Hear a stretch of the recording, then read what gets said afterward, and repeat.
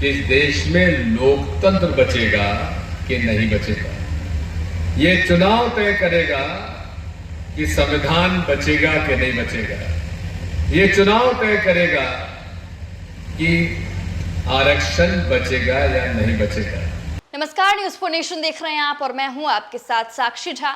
पांचवें चरण का जो मतदान है वो समाप्त हो चुका है और छठे चरण के चुनाव के लिए प्रचार प्रसार जोर शोर से चल रहा है। और ऐसे में महाराजगंज पहुंचे हैं कांग्रेस के दिग्गज नेता और मध्य प्रदेश के पूर्व मुख्यमंत्री दिग्विजय सिंह और महाराजगंज के कांग्रेस प्रत्याशी आकाश कुमार सिंह के लिए वहां की जनता से वोट मांग रहे हैं और साथ ही ये बोल रहे हैं कि कांग्रेस की गारंटी महिलाओं और आम आदमी को लखपति बनाने की है। तो चलिए हम आपको उनके तमाम बयानों के साथ छोड़े जाते हैं।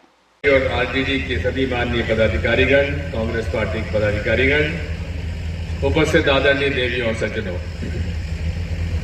छपरा जिला अपने आप में बहुत ही राजनीतिक रूप से महत्वपूर्ण जिला है और मैं आभारी हूं भाई अखिलेश का, जिन्होंने मुझे आमंत्रित किया आप सब लोगों के बीच में। जैसा कि उन्होंने कहा है, ये चुनाव दूसरे लोकसभा चुनाव से थोड़ा सा अलग है, क्योंकि उसमें एक भिन्नता यह है, पहले चुनाव जो होता था तो केवल सरकार बनाता था या बिगाड़ता था, लेकिन ये चुनाव जो है ये तय करेगा कि इस देश में लोकतंत्र बचेगा कि नहीं बचेगा। ये चुनाव तय करेगा कि संविधान बचेगा कि नहीं बचेगा। ये चुनाव तय करेगा कि आरक्षण बचेगा या नहीं बचेगा।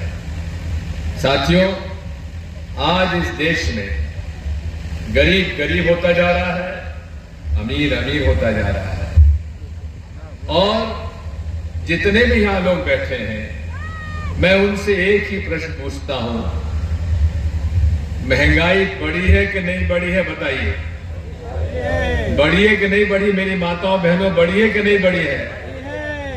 आमदनी बढ़ी क्या? आमदनी नहीं बढ़ी। आमदनी 98 और खर्चा रुपया। कैसे घर चला रहे हैं आप लोग? कैसे घर चला रहे हैं हम लोग? ये सब चिंता का विषय है।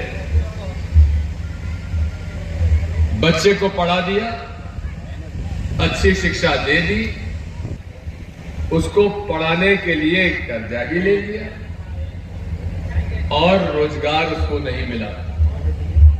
जो कर्जा चढ़ गया उसको पटाने के लिए भी राहुल गांधी जी ने अपनी गारंटी जो दी है उसमें उसका उल्लेख किया है कि अगर कांग्रेस पार्टी का और इंडिया गठबंधन की सरकार बनती है तो जितने लोगों ने अपने बच्चों के बेटा बेटी के लिए पढ़ाई के लिए अगर कोई कर्जा लिया है तो कर्जा माफ कर दिया जाएगा।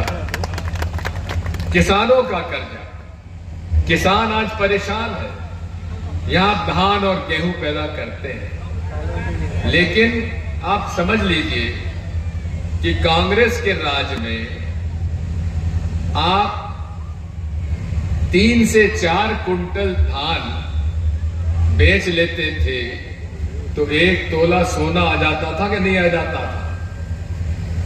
आज 3-4 कुंटल के बजाय 15 से 25 कुंटल धान बेचेंगे तो आपको 1 तोला सोना मिलेगा। ये हालत कर दी है। साथ में ये भी आपसे कहना चाहता हूं, चावल की कीमत बढ़ गई, धान की नहीं बढ़ी। गेहूं की कीमत नहीं बढ़ी, आटे की कीमत बढ़ गई। और तो और किसानों पर भार बढ़ता चला गया। अभी मैं महाराजगंज था कल यूपी में, 2 महाराजगंज, एक बिहार में है और एक यूपी में है, गोरखपुर के पास। पता नहीं यहां पर धान की जो कटाई होती है गेहूं की, यहां पे हार्वेस्टर लगाया जाता है क्या?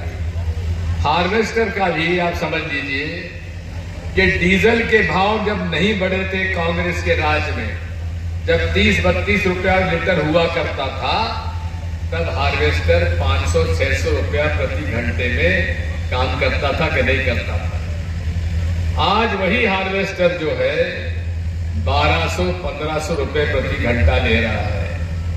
हर तरह से किसान पर लागत बढ़ गई, बिजली कीमत बढ़ गई, डीजल महंगा हो गया, साथ में खाद महंगा हो गया।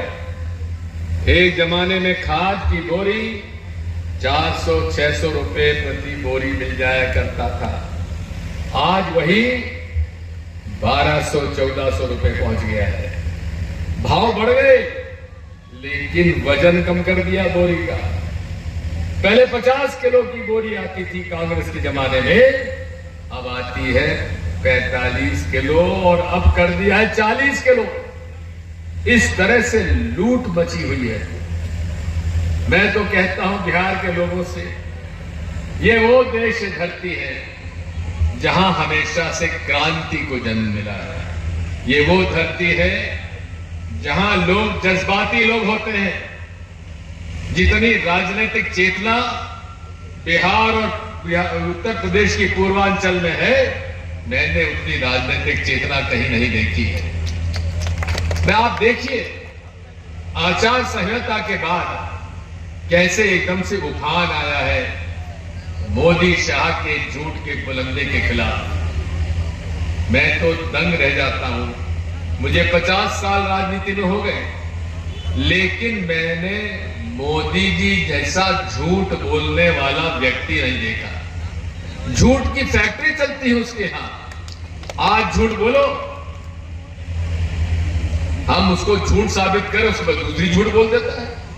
हर दिन झूठ। एक जगह कहेगा कि हिंदू मुसलमानों को लड़ाना जो व्यक्ति करता है उसको राजनीति में रहने का अधिकार नहीं है। लेकिन पिछले 25 साल में उन्होंने हिंदू मुसलमान को लड़ाने के अलावा दूसरा काम नहीं किया।